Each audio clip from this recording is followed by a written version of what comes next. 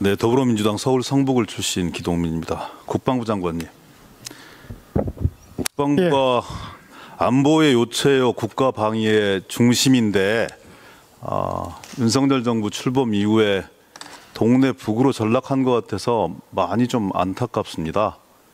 국방부 청사를 대통령실이 점령이란 표현이 참 낯설기는 합니다만 그렇게 2개월 만에 쫓겨나고 지금은 역사 논쟁, 이념 논쟁의 최천병에 서 있어서 과연 국방부가 이래도 되는 것인지, 장관께서 원칙과 중심을 잘 잡고 계신 것인지에 대해서 국민적 의문이 증폭되고 있다, 이런 말씀들 많이 드립니다. 혹시 홍범도 잠수함 개명 논란에 대해서 어떤 판단들을 하고 계십니까? 총리께서는 그거 바꿔야 된다 이런 말씀들 주시던데 국방부 최종 입장은 뭡니까?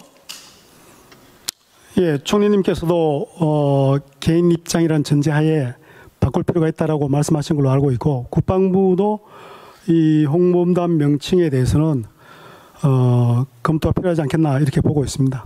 국방부도 검토가 필요하다 이렇게 생각하는 거예요? 예.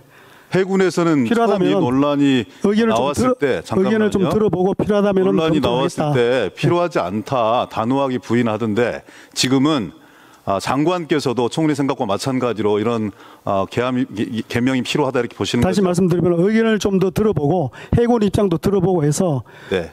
필요하다면 바꾸는 방안도 검토하겠다 이렇게. 그러면 장관님,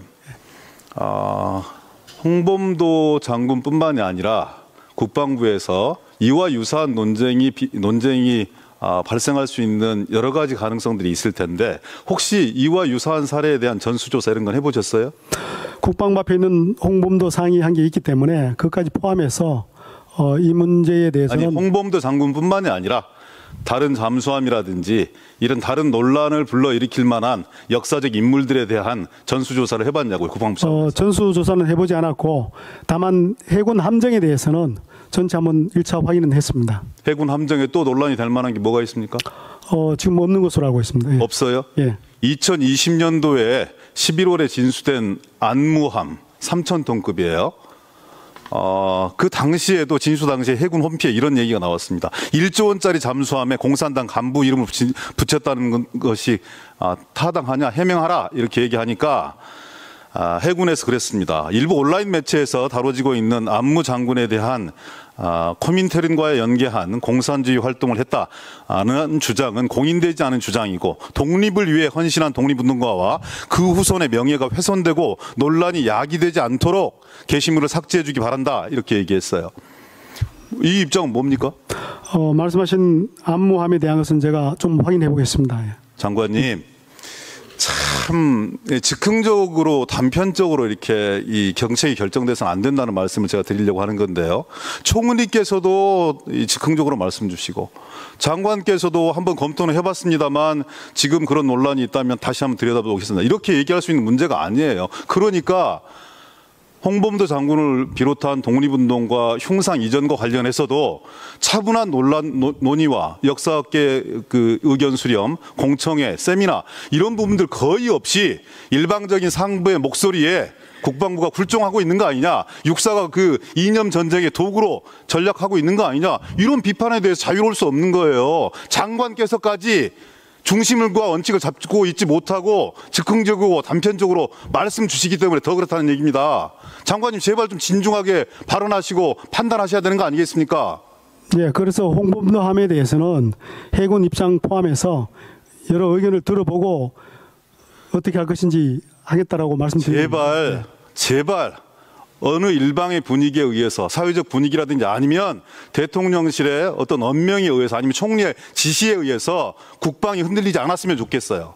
예, 국방은 그 자체로 소중한 거잖아요. 국민들이 이렇게 흔들려 버리면 도대체 누구를 믿고 어떤 부모가 자식을 군대에 보내고 대한민국의 국민들을 의탁시킬 수 있겠습니까? 제발 장관님 좀 차분하게 의견들을 수렴하시고 논의하셨으면 좋겠어요. 모든 문제들에 대해서. 그렇게 해주시겠습니까? 예, 의원님 말씀대로 좀 더 차분하게 검토를 해서 추진을 하겠습니다. 예. 제발 좀 그렇게 해주십시오.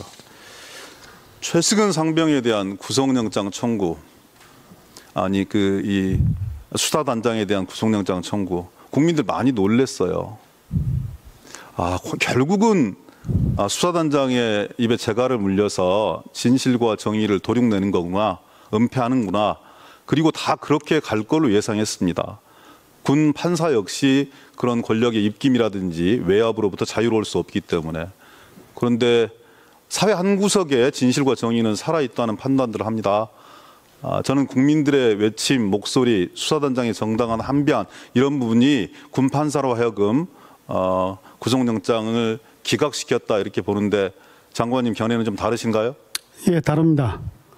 제가 답변 좀 드리겠습니다. 간략하게 해주십시오. 예, 그 구속영장 청구한 이유는 수사를 거부했습니다. 지금까지. 그리고 허위사실을 유포했습니다.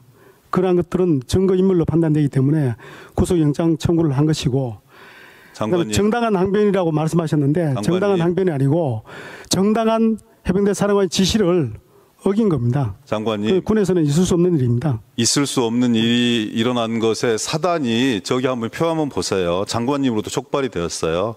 30일 날 해군 참모총장, 국방부 장관 결재까지 다 이루어졌고요. 31일 날 오전에 비공개 수석비서관 회의가 진행이 됩니다. 어떤 일이 있었는지 모르겠지만 31일부터 1일까지 장관님과 장관님의 참모들이 해병대 사령관과 해병대 수사단장에게 전화를 하고 지시를 하고 이런 수차례의 과정들이 어찌 외압이라고 느끼지 않을 수 있겠습니까? 한번 보십시오. 장관님 출장 가시기 전에 해병대 사령관한테 유선으로 지시했습니다.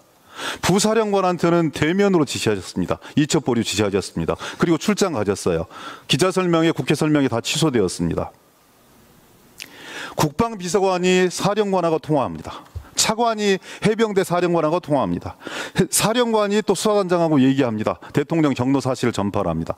법무관리단이 32일과 1일에 걸쳐서 5번에 걸쳐서 수사단장하고 통화를 합니다. 그러면서 혐의자와 범죄명을 제외하라 이렇게 얘기를 합니다. 물론 법무관리관은 그렇지 않다. 일반적인 안내사항이었을 뿐이다 라고만 얘기합니다.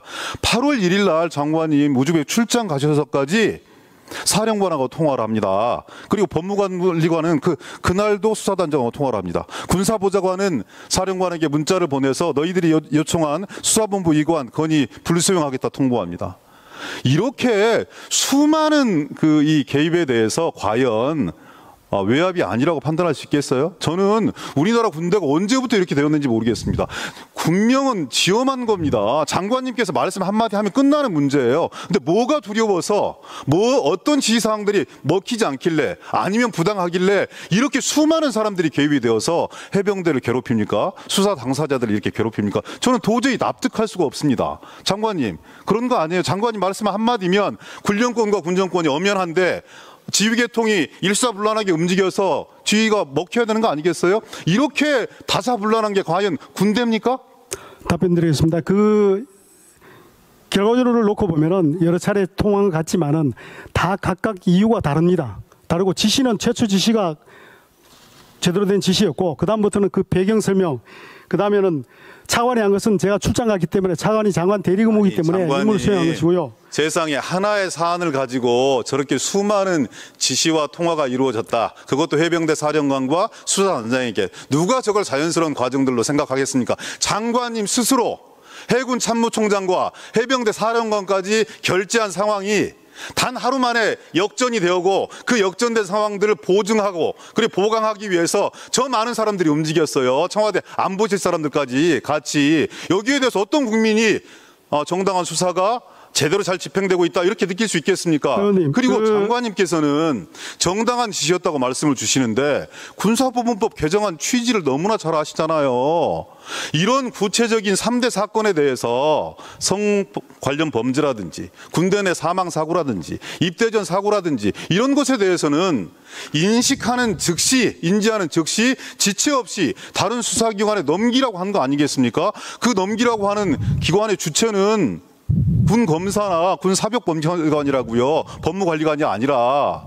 그런데 왜 장관님 이렇게 수많은 이 구체적인 사실에 개입하시고도 이것이 정당한 지시라고 강변하십니까? 전혀 그렇지 않은데. 개정된 군사법원법에 따르면은 범죄 혐의가 인정되면은 이첩하는 것이고 그 사망의 원인 제공을 한 사실이 없으면은 군에서 조사를 하는 겁니다. 그리고 저희들이 군수사단에서 한 것은 수사가 아니고 입건전 조사입니다. 입건 조사고 그 인과관계가 있는지 판단하기 전까지는 군에서 조사를 해야 되는 겁니다.